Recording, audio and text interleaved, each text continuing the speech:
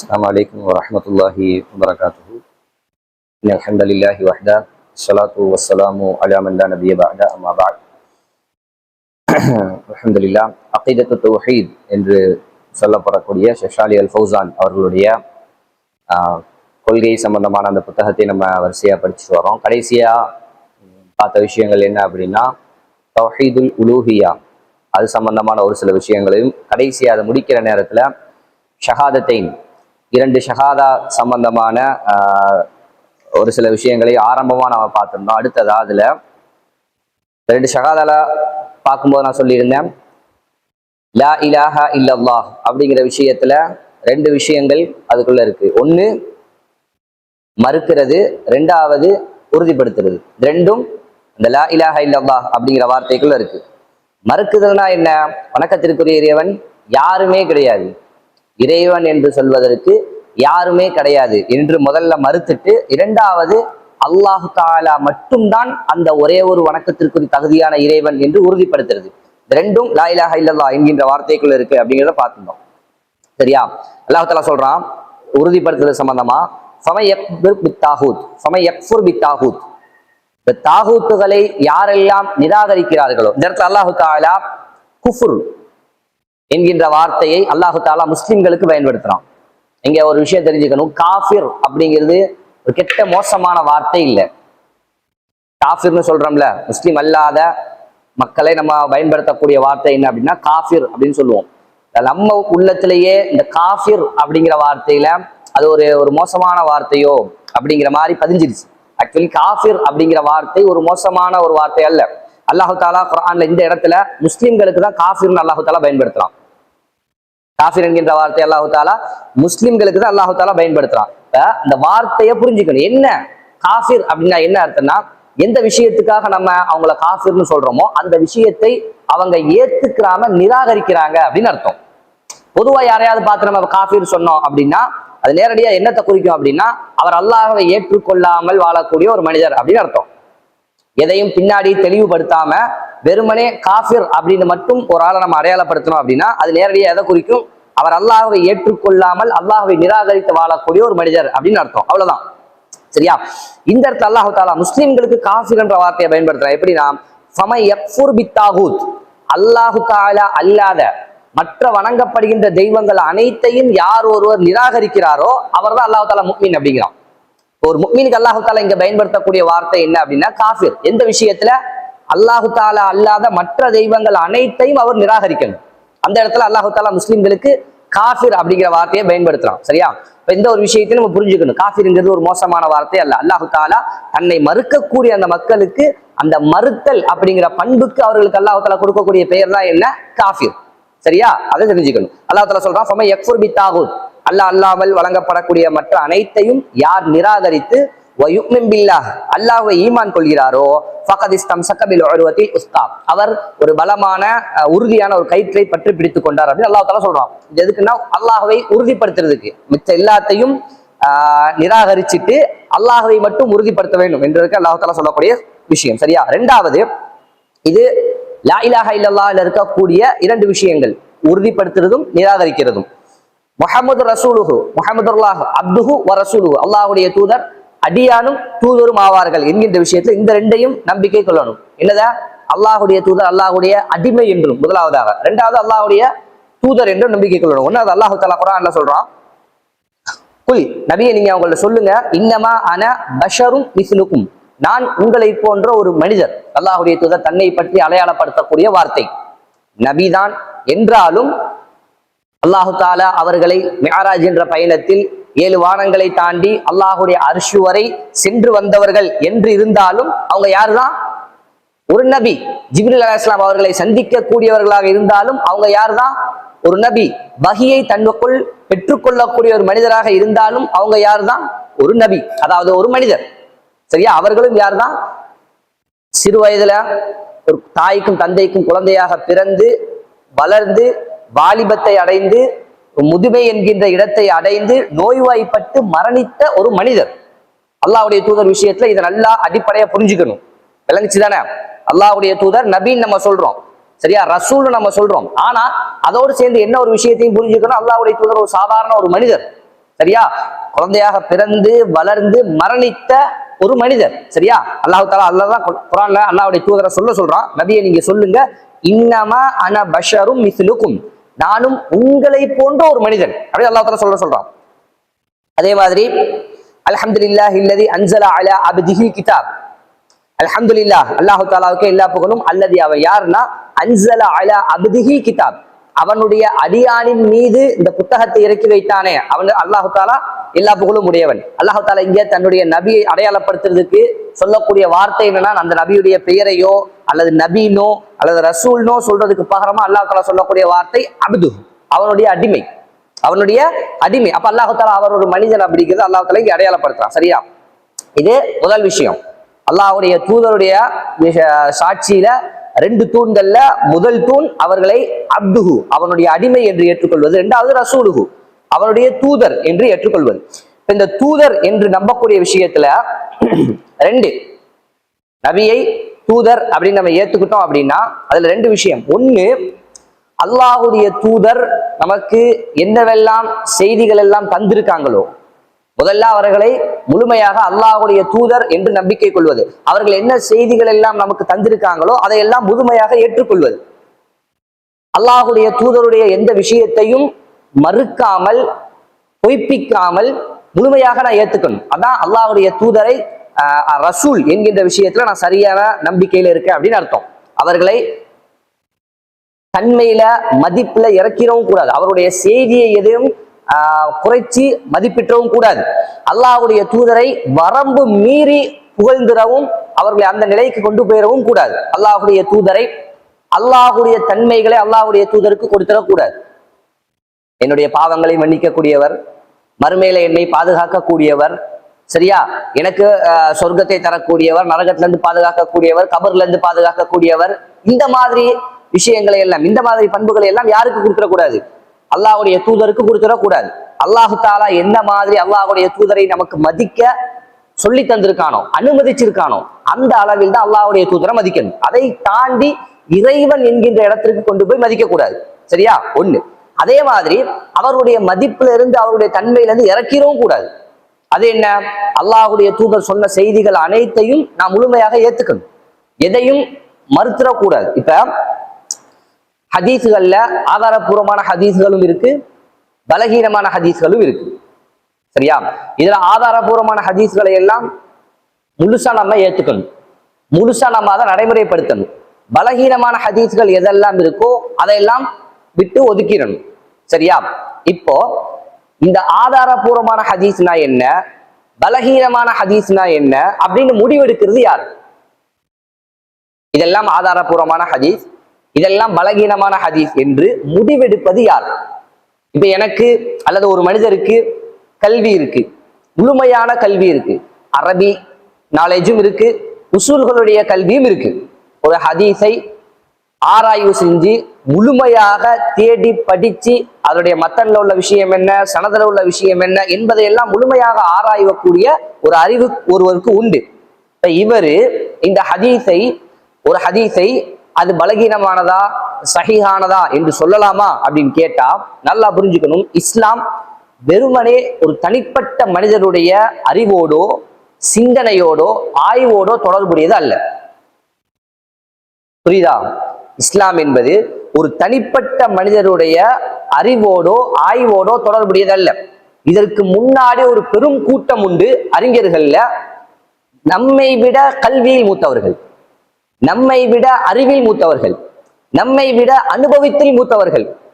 நம்ம இப்போ இருக்கக்கூடிய காலத்துல எந்தெந்த ஃபித்னாவாலெல்லாம் நம்ம தாக்கப்பட்டு பாதிக்கப்பட்டு நம்முடைய சிந்தனையில பாதிப்பு ஏற்பட்டிருக்கிறதோ இந்த சிந்தனையால் ஏற்படக்கூடிய அந்த பாதிப்புகள் எல்லாம் இல்லாத சமுதாயம் அது. சரியா? அவர்கள் ஒரு ஆய்வு செஞ்சிருக்காங்க, அவர்கள் ஒரு ஹதீஸுக்கு ஒரு தீர்ப்பு வழங்கியிருக்காங்க அப்படின்னா அதையெல்லாம் இந்த நபர் பார்க்கணும். எந்த நபர்? அந்த கல்வியுடைய ஆய்வு திறனுடைய அந்த மனிதர் ஒரு விஷயத்தை ஒரு ஹதீஸ் எடுத்து ஆய்வு செய்யறாரா, அவர் அந்த மனிதர்களை எல்லாம் பார்க்கணும். ஏன்னா இஸ்லாம் எனக்கு மட்டும் சொந்தமானதல்ல, அந்த மனிதருக்கு மட்டும் சொந்தமானதல்ல, ஹதீஸ்கள் அந்த மனிதருக்கு மட்டும் சொந்தமானதல்ல. அவராக ஒரு முடிவெடுத்து அவராக ஒரு முடிவை இஸ்லாமிய சமுதாயத்துக்கு கொடுக்க முடியாது. அவர் பார்க்கணும், இதுக்கு முன்னாடி இருக்கக்கூடிய அந்த பெரும் அறிஞர் கூட்டத்தை பார்க்கணும், அவங்க எல்லாம் என்ன சொல்றாங்க அப்படின்னு. இப்ப இந்த கூட்டம் இவருக்கு முன்னாடி ஒரு 100 பேரை பார்க்கிறாரு. அந்த கூட்டம் அனைத்தும் ஒரு செய்திய சஹீஹ் அப்படின்னு சொல்லுது, ஆதாரபூர்வமானது அப்படின்னு சொல்லுது. சரியா? இவருக்கு முன்னாடி உள்ள ஒட்டுமொத்த கூட்டமும் சரியா ஆதாரபூர்வமானது அப்படின்னு சொல்லுது. இவரு அல்லது அந்த ஒட்டுமொத்த கூட்டத்துல ஒரு நபர் மட்டும் தனியா நிக்கிறாரு. அந்த 100 பேர்ல ஒரு நபர் மட்டும் நிக்கிறாரு, அவரு அந்த செய்தியை பலகீனம்னு சொல்றாரு. மற்ற 99 பேரும் ஆதாரபூர்வமானது அப்படின்னு சொல்றாங்க. இப்ப இவர் ஆய்வு செஞ்சுட்டு இவருக்கு அந்த செய்தி என்ன படுது அப்படின்னா பலகீனமானது, ஆதாரபூர்வமானது இல்ல அப்படின்னு படுது. என்ன முடிவுக்கு வரணும்? என்ன முடிவுக்கு வரணும் அப்படின்னா, இவருக்கு எவ்வளவுதான் கல்வி இருந்தாலும், எவ்வளவுதான் ஆய்வு செய்யக்கூடிய திறன் இருந்தாலும், இவர் யார் அடிப்படையில? இவர் யாரு? இவர் ஒரு மனிதன். எவ்வளவு பெரிய அறிவும் இருக்கட்டும், எவ்வளவு பெரிய கல்வி ஞானமும் இருக்கட்டும், எவ்வளவு பெரிய ஆய்வு செய்யக்கூடிய திறனும் இருக்கட்டும், இவர் முதல்ல யார்? ஒரு மனிதன். இவருக்கு இயற்கையிலேயே தவறுகள் பிழைகள் ஏற்படுவது என்பது அடிப்படை. கொலிக்கல் இன்சானும் வைஃபா, மனிதர்கள் பலகீனமான படைக்கப்பட்டுள்ளார்கள். அது யாரா இருந்தாலும் சரி, எல்லா மனிதர்களும் எல்லாத்தையும் இந்த பலகீனம் உண்டு. இப்ப இவர் இப்படி ஒரு ஆய்வை செஞ்சு கஷ்டப்பட்டு தேடி படிச்சு ஒரு முடிவெடுத்து அது ஒரு பலகீனமான செய்தி இவருக்கு படுது. மேல அறிஞர்களுடைய பட்டாளத்தை எடுத்து அவங்க அந்த செய்திகளுக்கு என்ன தீர்ப்பு வழங்கி இருக்காங்க அப்படின்னு பார்த்தா, நான் சொன்ன மாதிரி 100க்கு 99% அதுக்கு என்னன்னு ஆய்வு செஞ்சு தீர்ப்பு வழங்கி இருக்காங்க, ஆதாரபூர்வமானது. இப்ப இவருக்கு இது எப்படி படுது? பலகீனமானதுன்னு படுது. இவருக்கு முட்டு கொடுக்குற மாதிரி அங்க ஒரு நபர் இருந்தாலும் சரி, அங்க ஒரு நபர் இருக்காரு, அந்த லைன்ல ஒரு நபர் இருக்காரு, அவரும் என்ன சொல்றாரு? இது பலகீனமான செய்தி அப்படின்னு சொல்றாரு. இப்ப இவர் என்ன முடிவுக்கு வரணும்? நான் செஞ்ச ஆய்வுலையும் அந்த மனிதர் செஞ்ச ஆய்வுலையும் என்ன இருக்கு? குறை இருக்கு, பிழை இருக்கு, தப்பு இருக்கு. அதான அவர் புரிஞ்சுக்கணும். என்னுடைய விளக்கத்துல பிரச்சனை இருக்கு, என்னுடைய புரிதல்ல பிரச்சனை இருக்கு, நான் எங்கேயோ தப்பு விட்டுருக்கேன். இதான சரியான சிந்தனை இந்த இடத்துக்கு தானே வரும். இல்ல நானும் அவர் மட்டும்தான் கரெக்டா யோசிச்சிருக்கோம், நானும் அவர் மட்டும்தான் கரெக்டான முறையில் ஆய்வு செஞ்சிருக்கோம், மற்ற 99 பேரும் தப்பு விட்டுருக்காங்க, இப்படி நினைச்சா இது சரியான ஒரு சிந்தனையா? இது மனிதனுடைய ஒரு நேர்மையான சிந்தனைக்கு பொருத்தமானதா? இது இல்ல. அப்படிதானே? ஒரு நேர்மையான சிந்திக்கக்கூடிய ஒரு நபர் என்ன முடிவு எடுப்பாரு? என்கிட்ட ஏதோ பிரச்சனை இருக்கு, நான் ஆய்வு செஞ்சதுல ஏதோ பிரச்சனை இருக்கு, நான் படிச்சதுல ஏதோ பிரச்சனை இருக்கு, எங்கேயோ நான் தப்பு விட்டுருக்கேன், அதனாலதான் இந்த ஒட்டுமொத்த கூட்டங்களுக்கு மாற்றமாக என்னுடைய முடிவு வருது அப்படிங்கிறத அவர் புரிஞ்சு அவர் என்ன முடிவு எடுப்பாரு? ஒண்ணு திரும்ப ஆய்வு செய்வோம், என்ன செய்யணும்? திரும்ப சரியான முறையில சரியா படிச்சு நேர்மையா ஆய்வு செய்வோம் முடிவு எடுக்கணும். இல்லைன்னா இல்ல ஓகே, இதுக்கு முன்னாடி இருந்த பெரும் கூட்டம் இதை இந்த தரத்துலதான் வச்சிருக்கு, எனக்கு இந்த ஹதீஸ்ல என்னால ஒரு நிலையை அடைய முடியல, நான் இதுக்கு முன்னாடி இருந்த அந்த அறிஞர்களுடைய முடிவை ஏத்துக்கிறேன் அப்படிங்கிற இடத்துக்கு வரணும். சரியா? இல்லாம இல்ல நான் ஆய்வு செஞ்சது இப்படிதான், எனக்கு இந்த ஹதீஸ் இந்த தரத்துல இருக்கிற மாதிரிதான் தோணுது, நான் சரியாவ ஆய்வு செஞ்சேன், எனக்கு அதற்குரிய முழு அறிவும் உண்டு, உனக்கு முழு அறிவும் உண்டு தான், நாங்கள் இல்லைன்னு சொல்லல, எனக்கு அதுக்கு ஆய்வு செய்யக்கூடிய தகுதி உண்டு, உனக்கு ஆய்வு செய்ய தகுதி உண்டு தான், நாங்க அதையும் இல்லைன்னு சொல்லல. ஆனா நீ மனிதர் என்ற அடிப்படையில உனக்கு தவறு ஏற்படும், பிழை ஏற்படும். சரியா? இப்ப இவர் என்ன செய்யணும்? அந்த ஹதீஸை அறிஞர்கள் சொன்ன மாதிரி ஏத்துக்கிட்டு தன்னுடைய இடத்துல இருந்து திரும்பிடணும். இல்ல இல்ல இல்ல அந்த ஹதீஸ் நான் பார்த்த வரைக்கும் அது பலகீனம் தான், அது பிரச்சனையானதுதான், அதுல சந்தேகமே இல்லை, நான் சரியான முறையில தான் ஆய்வு செஞ்சேன் இப்படின்னு சொன்னாரு அப்படின்னா இவர் அல்லாஹ்வுடைய தூதருடைய ஒரு செய்தியை பலகீனப்படுத்துறாருன்னு அர்த்தம். அது பலகீனம் அல்ல. இவர் என்ன செய்யறாரு? அல்லாஹ்வுடைய தூதருடைய ஒரு செய்தியை பலகீனப்படுத்துறார். இது எங்க பிரச்சனையை ஏற்படுத்துது? அஷ்ஹது அன்ன முஹம்மதன் அப்துஹு வ ரசூலுஹு, அல்லாஹ்வுடைய தூதரை அடிமையாகவும் அல்லாஹ்வுடைய தூதராகவும் நான் ஏற்றுக்கொண்டு சாட்சி சொல்றேன் அப்படிங்கிற சாட்சியில என்ன செய்து பிரச்சனையை ஏற்படுத்துது. ஏன்னா அல்லாஹ்வுடைய தூதருடைய ஒரு செய்தியை ஒட்டுமொத்த சமுதாயமும் நம்பி ஏற்றுக்கொண்ட ஒரு செய்தியை இவர் பலகீனப்படுத்துவது என்பது அஷ்ஹது அன்ன முஹம்மதன் அப்துஹு வ ரசூலுஹு என்ற சாட்சியில பிரச்சனையை ஏற்படுத்தக்கூடிய விஷயம். சரியா? இந்த விஷயத்தையும் புரிஞ்சுக்கணும். அப்ப அல்லாஹ்வுடைய தூதர் சொன்ன நமக்கு தந்த செய்திகள் அனைத்தையும் முழுமையா ஏத்துக்கணும், வரம்பு மீறிடவும் கூடாது. இதுதான் அல்லாஹ்வுடைய தூதருடைய இந்த விஷயத்துல நம்ம புரிஞ்சுக்கிற வேண்டியது. ரெண்டாவது, லா இலாஹா இல்லல்லாஹ், இந்த சாட்சி சரியாக அமைவதற்கு சில நிபந்தனைகள் உண்டு. நிபந்தனைகள்னா ஷுரூத் அப்படின்னா என்ன அப்படின்னா, அந்த விஷயம் இருந்தாதான் அது சரியாக அமையும், இல்லைன்னா அது ஏற்றுக்கொள்ளப்படாது. அந்த விஷயம் இருந்தாதான் அது சரியாக அமையும். எந்த செயல் செய்ய போறோமோ அதற்கான நிபந்தனைகள் எல்லாம் சரியாக அமைந்தால்தான் அந்த விஷயம் ஏற்றுக்கொள்ளப்படும். இல்லைன்னா அது நிராகரிக்கப்படும், அது ஏற்றுக்கொள்ளப்படாது. புரிஞ்சுச்சா? தொழுகைக்கு இருக்கக்கூடிய ஷர்த்துல ஒண்ணு என்ன? உது. உதாரணத்துக்கு ஒண்ணு சொல்றேன். உது இல்லாட்டா தொழுகை ஏற்றுக்கொள்ளப்படுமா? படாது. எவ்வளவு நேரம் தொழுதாலும் சரி, எந்த தொழுகையாக இருந்தாலும் சரி. விளங்குச்சா? உது செய்வதற்கான இடம் இருக்கு, அதற்கான வழி எனக்கு இருக்கு. இல்லைன்னா தயமம், அது ரெண்டாவது. சரியா? தயமமும் முடியலைன்னா அதுக்கு அடுத்தது. உது செய்ய என்னால முடியும், தண்ணி இருக்கு, என் உடல்லையும் ஒது செய்யக்கூடிய இது இருக்கு. ஆனா ஒது செய்யாம இப்ப தொழுதுட்டாரு அப்படின்னா, மறதியில செஞ்சாரு, அதெல்லாம் வேற. சரியா? ஒது செய்யாம தொழுதுட்டாரு, இப்ப இந்த தொழுகை இவருக்கு ஏற்றுக்கொள்ளப்படுமா? ஒது செய்யாம தொழுதாரு அப்படின்னா அந்த தொழுகை அவருக்கு ஏற்றுக்கொள்ளப்படாத, அவர் எவ்வளவு அழகா தொழுதாலும் சரி. இப்ப நிபந்தனை என்பது எந்த விஷயத்தை செய்ய போறோமோ அது ஏற்றுக்கொள்ளப்படுவதற்கான ஒரு விஷயம், அது கரெக்டா இருந்தாதான் அந்த விஷயம் ஏற்றுக்கொள்ளப்படும். சரியா? இந்த லா இலாஹா இல்லல்லாஹ்விற்கு என்று 7 நிபந்தனைகள் உண்டு. அதெல்லாம் சரியாக அமையும் போதுதான் நம்மிடத்திலிருந்து லா இலாஹா இல்லல்லாஹ் அல்லாஹ்விடத்துல ஏற்றுக்கொள்ளப்படும். என்ன நிபந்தனைகள் அப்படின்னா, முதல் விஷயம், 7 விஷயங்கள் என்னன்னு நான் முதல்ல சொல்லிடுறேன். அல் இல்ம், கல்வி. அல் யகீன், உறுதிப்படுத்துறது, உறுதியாக இருக்கிறது. சரியா? அல் இன்கியாத், கட்டுப்படுவது. அல் கபூல், ஏற்றுக்கொள்வது. அஸ் சிதுக், உண்மைப்படுத்துவது. அல் இஹ்லாஸ், மன தூய்மையாக அந்த லா இலாஹா இல்லல்லாஹ் என்ற கலிமாவை ஒளிந்திருப்பது. கடைசியா அல் மஹப்பா, அந்த லா இலாஹா இல்லல்லாஹ் என்று யாரை நம்ம ஒருமைப்படுத்துறோமோ அவனை முழுமையாக நேசிப்பது. இந்த 7 விஷயங்களும் இருக்கணும். முதலாவது விஷயம் கல்வி. அல் இல்ம் அப்படின்னா அந்த லா இலாஹா இல்லல்லாஹ்வுடைய விஷயத்துல என்ன அப்படின்னா, இந்த கலிமாவை லா இலாஹா இல்லல்லாஹ் முஹம்மதுர் ரசூலுல்லாஹ் அப்படின்னு நம்ம சொல்றோம் அப்படின்னா, இந்த கலிமா என்கிட்ட எதையெல்லாம் எதிர்பார்க்குதோ அதை பற்றிய முழுமையான அறிவு எனக்கு இருக்கணும்.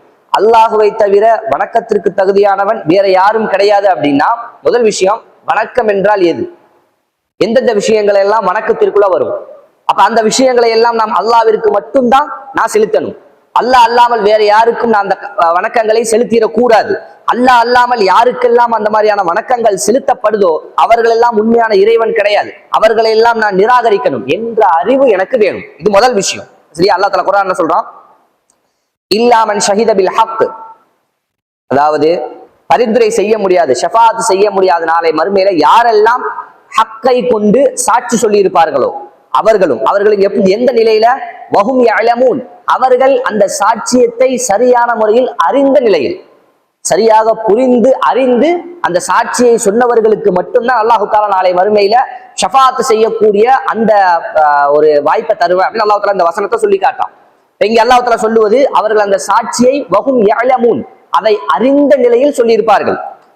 லா இலாஹா இல்லல்லாஹ் என்ற கலிமா என்னிடத்துல எதையெல்லாம் எதிர்பார்க்குது, அந்த வார்த்தையை நான் சொல்வதன் மூலமாக எந்தெந்த விஷயங்களை எல்லாம் நான் உண்மைப்படுத்துறேன் அப்படிங்கிற விஷயத்தை எல்லாம் நான் முதல்ல தெரிஞ்சிருக்கணும். அது கல்வி, முதல் விஷயம். சரியா? ரெண்டாவது அல் யகீன், லா இலாஹா இல்லல்லாஹ் என்கின்ற விஷயத்துல உறுதியாக இருப்பது, அதுல சந்தேகம் வந்துடாம, பிரச்சனைகள் ஏற்பட்டுறாம இந்த கலிமால நான் உறுதியா இருக்கணும். அல்லாஹ் தஆலா சொல்றான், இன்னமல் முஃமினூன அல்லதீன, இந்த முஃமின்கள் யார் என்றால், ஆமனு பில்லாஹ், அவர்கள் அல்லாஹுவை நம்பிக்கை கொண்டு, வ ரசூலுஹு, அவருடைய தூதரையும் நம்பிக்கை கொண்டு, சும்மலம் யர்தாபு, அதில் அவர்கள் சந்தேகம் கொள்ளாமல் இருப்பார்கள்.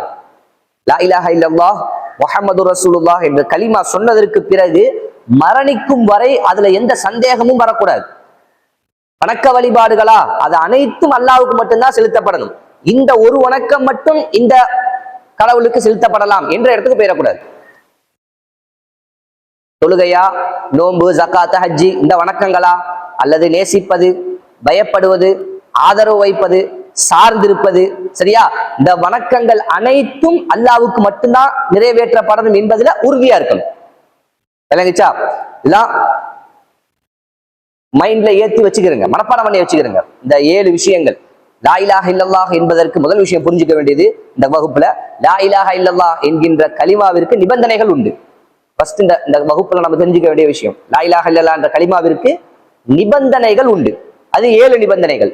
எத்தனை நிபந்தனைகள்? 7 நிபந்தனைகள். முதல் விஷயம் அல் இல்ம், கல்வி. அந்த லா இலாஹா இல்லல்லாஹ் பற்றிய கல்வி பெரிய அளவுல, அந்த லா இலாஹா இல்லல்லாஹ் பற்றிய கல்வினா பெரிய அளவுல ஒண்ணு இல்ல.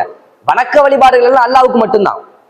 அந்த வணக்க வழிபாடுகள் எது எது குர்ஆனும் ஹதீஸும் எதையெல்லாம் வணக்கம்னு சொல்லுதோ அந்த வணக்கம் எல்லாமே அல்லாவுக்கு மட்டும்தான். அல்லாஹ் அல்லாமல் வேறு யாருக்கும் அந்த வணக்கங்களை செலுத்திடக்கூடாது. இதுதான் கல்வி. இரண்டாவது அல் யகீன், உறுதியாக இருப்பது. இந்த லா இலாஹ இல்லல்லாஹ்ல உறுதியாக இருப்பது, சந்தேகம் வந்துடக்கூடாது. சரியா? அல்லாஹ் தஆலா குர்ஆன்ல சொல்றான், அதாவது இந்த சந்தேகம் வந்துச்சு அப்படின்னா அது நயவஞ்சகத்துல ஒரு பகுதியாக மாறிடும். லா இலாஹ இல்லல்லாஹ்ல ஏதாவது ஒரு விஷயத்துல இந்த மாதிரி சந்தேகம் வந்தா அது நயவஞ்சகத்துல ஒரு பகுதியாக மாறி. அல்லாஹ்வுடைய தூதர் சொல்றாங்க, ஃபமன் லகீத, ஒரு சஹாபிட்ட, ஃபமன் லகீத மின் வராஇ ஹாதல் ஹாயித், இந்த சுவருக்கு ஒரு இடத்துல அல்லாஹ் சொல்றாங்க, இந்த உறுதி, லா இலாஹ இல்லல்லாஹ்ல உறுதி வேணும் என்பதற்கு ஆதாரமாக இந்த சுவற்றிற்கு பின்னால் நீங்கள் எந்த மனிதர்களை எல்லாம் சந்திக்கிறீங்களோ, ஒரு இடத்துல நிக்கும்போது அல்லாஹ்வுடைய தூதர் சொல்றாங்க, அவங்க அந்த மனிதர்கள் யஷ்ஹது அல்லா இலாஹ இல்லல்லாஹ் முஸ்தயகினன் பிஹா கல்பு, லா இலாஹ இல்லல்லாஹ் என்று அவர்கள் சொல்லி அதில் அவர்களுடைய உள்ளங்கள் உறுதியாக இருக்கக்கூடிய நிலையில். லா இலாஹ இல்லல்லாஹ் என்று சொல்வது வெறுமனே வார்த்தையால தப்பிக்கிறதுக்காக பொய்யாக சொல்வதல்ல, அவர்களுடைய உள்ளங்கள் அதுல உறுதியாக இருக்கக்கூடிய நிலையில் அவர்கள் அந்த கலிமாவை சொல்வார்களே ஆனால் ஃபபஷிர்ஹு பில் ஜன்னah, அவர்களுக்கு சொர்க்கம் குறித்து நற்செய்தி சொல்லுங்கள் அப்படி அல்லாஹ்வுடைய தூதர் சொல்றாங்க. சரியா? இப்ப ரெண்டாவது விஷயம் அதுல உறுதி வேணும். மூணாவது அல் கபூல், லா இலாஹ இல்லல்லாஹ் என்ற கலிமாவை மொழிந்து அது சொல்லக்கூடிய விஷயங்களை எல்லாம் முழுமையாக நான் ஏற்றுக்கொள்ள வேண்டும். உள்ளம் அதை முழுமையாக அங்கீகரித்துக் கொள்ள வேண்டும். லா இலாஹ இல்லல்லாஹ், வணக்கங்கள் அனைத்தும் அல்லாஹ்வுக்கு தான், வணக்கங்கள் அனைத்தும் அல்லாஹ்வுக்கு தான். ஏதோ ஒரு வணக்கத்தை மட்டும் வேறொரு பகுதியில திருப்பிடக்கூடாது. இதுக்கு ஒரு உதாரணம் போட்டிருக்காங்க. அல்லாஹ் தஆலா குர்ஆன்ல சொல்றான், இன்னஹும் கானு இதா கீல லஹும், இந்த முஷ்ரிக்குகளை பத்தி அல்லாஹ் தஆலா சொல்றான், அவர்கள்ட்ட சொல்லப்பட்டால் லா இலாஹ இல்லல்லாஹ், அல்லாஹ்வை மட்டுமே வணங்கு, அவன் தான் வணக்கத்துக்கு தகுதியான இறைவன் என்று அவர்கள்ட்ட சொல்லப்பட்டா அவங்க என்ன சொல்றாங்க அப்படின்னா, யஸ்தக்பிரூன், பெருமை வருது அவங்களுக்கு. இந்த வார்த்தையை கேட்டவன் அல்லாஹ் மட்டும் தான் நீங்க வணங்கணும்னு சொன்ன உடனே அவர்களுக்கு பெருமை வருது. வயகூலூன், என்ன சொல்றாங்கன்னா, இன்னா லதாரிகு ஆலிஹத்தினா லஷாயிரி மஜ்னூன், ஒரு பைத்தியம் பிடிச்ச ஒரு கவிஞருக்காக அல்லாஹ்வுடைய தூதர் சொல்றாங்க, ஒரு பைத்தியம் கொண்ட ஒரு கவிஞருக்காக எங்களுடைய தெய்வங்களை நாங்க விட்டு கொடுக்கணுமா அப்படின்னு அவங்க கேட்கிறாங்க. எங்களுடைய தெய்வங்களை, ஏன்னா அவங்கள்ட்ட இருந்தது என்ன, அவங்க அல்லாஹ் வணங்கிட்டு தான் இருந்தாங்க, அல்லாஹ்வை அவங்க தெய்வம் இறைவன் அப்படின்னு ஏத்துக்கிட்டு தான் இருந்தாங்க. எந்த இடத்துல அவங்க அல்லாஹ்வுக்கு மாறு செஞ்சாங்க, வணக்க வழிபாடுகள் விஷயத்துல அல்லாஹ்வுக்கு நடுத்தரகர்களாக அந்த அவர்களுடைய தெய்வங்களை ஆக்கி கொள்வது, சரியா, சில அறுத்து பலியிடுவது போன்ற வணக்கங்களை அந்த தெய்வங்கள்ட்ட செய்யறது, இந்த மாதிரியான ஒரு சில பிரச்சனைகள் இருந்துச்சு. சரியா? இது லா இலாஹ இல்லல்லாஹ் இருக்கக்கூடிய ஒரு சில பிரச்சனைகள். இதனால தான் அல்லாஹ் தஆலா அவர்களை முஷ்ரிக்னு சொல்றான், காஃபிர்னு சொல்றான். விளங்குச்சா? அவர்கள்ட்ட இந்த மாதிரி சொல்லப்பட்டா அவங்க இந்த மாதிரி வார்த்தையை சொல்றாங்க அப்படின்னு அல்லாஹ் தஆலா குர்ஆன்ல சொல்லி காட்டலாம். இதுல உதாரணம், தர்காக்கள், இவர்கள் முஸ்லிம்கள் லா இலாஹ இல்லல்லாஹ்வை ஏற்றுக்கொண்டாலும் இந்த தர்காவுடைய விஷயத்தை விட்டு நீங்க முழுமையா விலகிருங்க, அவர்கள்ட்ட போய் எந்த விஷயத்தையும் நீங்க கேட்க கூடாது, அவர்கள் நீங்கள் சொல்லக்கூடிய விஷயங்களை செவிதாழ்த்துறதுக்கு அவங்க தகுதி இல்லாதவங்க, அவங்களால நீங்க சொல்லக்கூடிய விஷயத்தை கேட்க முடியாது, உங்களுக்கு ஒரு நல்லதை அவங்களால கொண்டு வந்து சேர்க்க முடியாது, உங்களுக்கு ஒரு தீமையை விட்டு அவங்களால தடுக்க முடியாது என்று சொன்னால் அவங்களால அதை ஏற்றுக்கொள்ள தயாரா இல்ல. இவங்கள்ட்ட எங்க பிரச்சனை இருக்கு?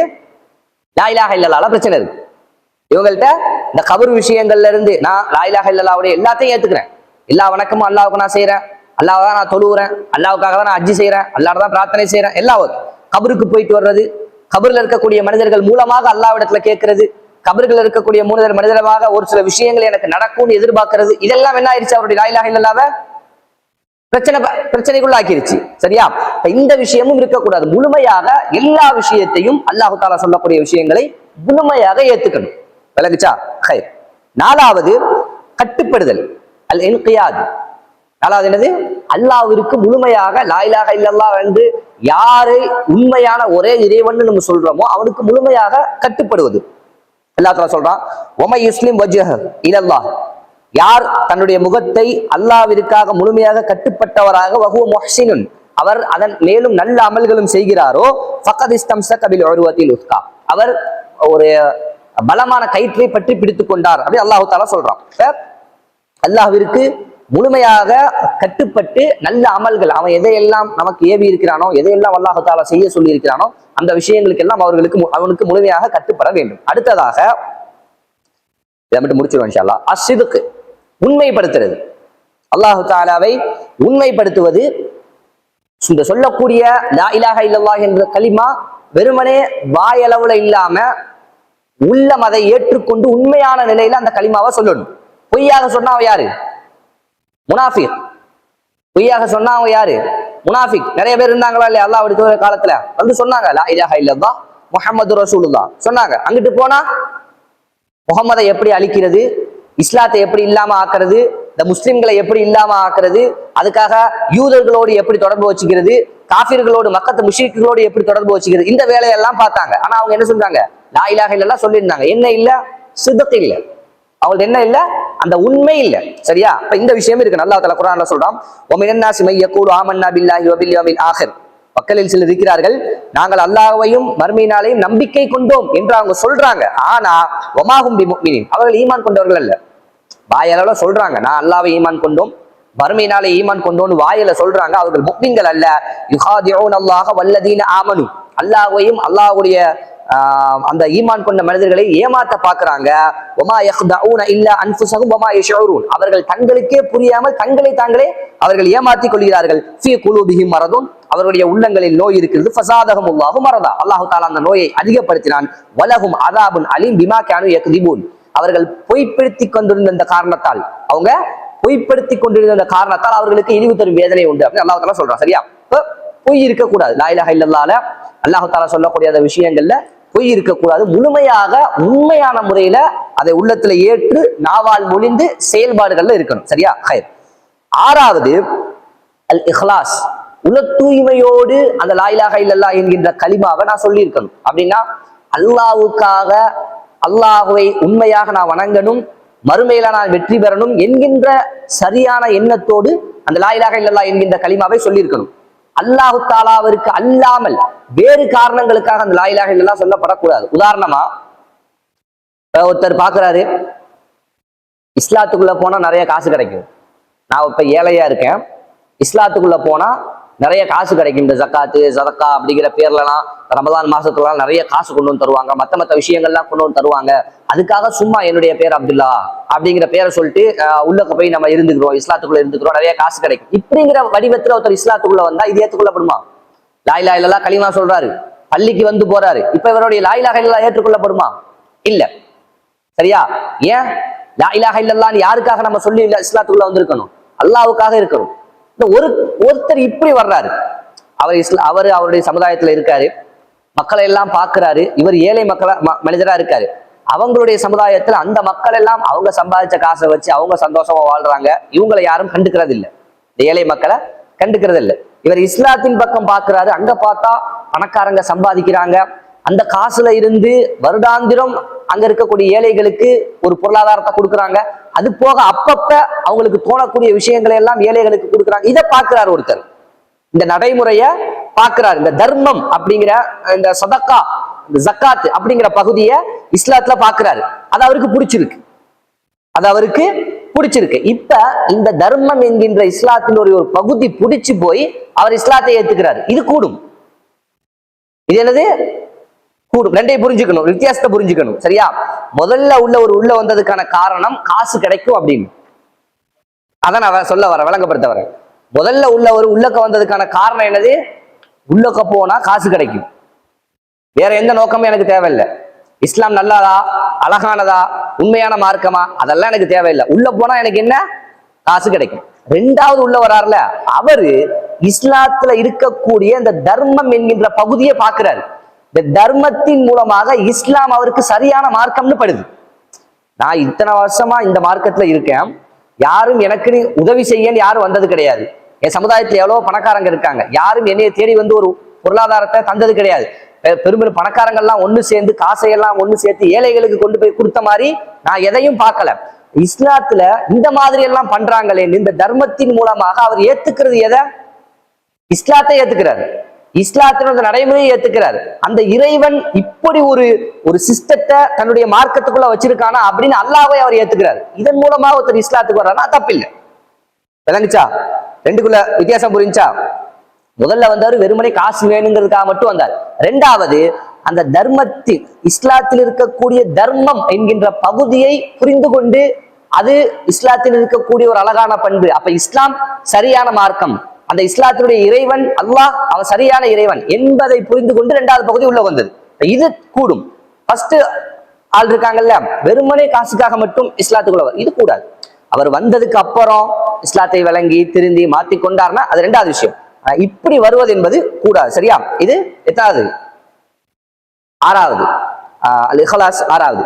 ஏழாவது கடைசி அல் மஹப்பா, முழுமையான நேசம் அல்லாஹ்வின் மீது இருக்கணும். அல்லாஹ்வின் மீது வைக்கக்கூடிய அளவிற்கான நேசத்தை என்ன செஞ்சிடக்கூடாது, வேற யார் மேலே வச்சிடக்கூடாது. அல்லாஹ் தஆலா குர்ஆன்ல சொல்றான், வமினன் நாஸி மை யத்தഖது மின் தூனில்லாஹி அன்தாதன். மக்கள்ல சிலர் இருக்காங்க, அல்லாஹ்வை விட்டு வேறு தெய்வங்களை அவர்கள் எடுத்துக்கொள்கிறார்கள். யுஹிப்பூனஹும் கஹுப்பில்லாஹ், அல்லாஹ்வை நேசிப்பதை போல அவர்களை நேசிக்கிறாங்க. அல்லாஹ்வை நேசிப்பதை போல் அவர்களை நேசிக்கிறார்கள்.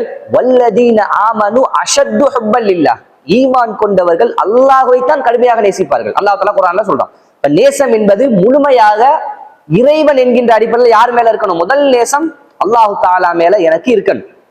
அவனுக்கு பிறகுதான் அல்லாஹ்வுடைய தூதர், பெற்றோர்கள், சகாபாக்கள், மனைவி, பிள்ளை, சொந்தக்காரங்க, நண்பர் எல்லாம் அடுத்தடுத்து வருது. அது பொருளாதாரம், வியாபாரம் எல்லாமே அடுத்தடுத்து வர்றது. முதல் நேசம் உச்சத்துல யார் மேல எனக்கு இருக்கணும்? ஒரு முஃமினுக்கு அவனுடைய உள்ளத்துல அல்லாஹு தஆலா மேல நேசம் இருக்கணும். இது எதனுடைய நிபந்தனை? லா இலாஹா இல்லல்லாஹ்வுடைய நிபந்தனை. இதுல சரியா இல்லாட்டா என்ன ஆகும்? லா இலாஹா இல்லல்லாஹ் பிரச்சனை ஏற்படும். நம்ம இஸ்லாத்துக்குள்ள வந்த நான் ஒரு முஸ்லிம் என்று அடையாளப்படுத்தக்கூடிய அந்த கலிமாவில் பிரச்சனை ஏற்படுத்தக்கூடிய ஒரு இடம் என்னது? அல்லாஹ்வை சரியாக நேசிக்கக்கூடிய விஷயத்துல பிரச்சனை இருக்குது. சரியா? இந்த விஷயங்கள் எல்லாம் லா இலாஹா இல்லல்லாஹ்வுடைய நிபந்தனைகள். என்னென்னது? அல் இல்ம், அல் யகீன், அல் இன்கியாத், அல் கபூல் ஏற்றுக்கொள்ளுதல், அல் இன்கியாத் கட்டுப்படுதல், அடுத்தது அஸ்ஸித்க் உண்மைப்படுத்துதல், அடுத்தது அல் இஹ்லாஸ் மன தூய்மை, கடைசியா அல் மஹப்பா நேசம். சரியா? இந்த 7 விஷயங்களும் லா இலாஹா இல்லல்லாஹ்வுடைய நிபந்தனைகள் என்பதை புரிந்து கொள்ள வேண்டும். அல்ஹம்துலில்லாஹி ரப்பில் ஆலமீன். அஸ்ஸலாமு அலைக்கும் வரஹ்மத்துல்லாஹி வபரகாத்துஹு.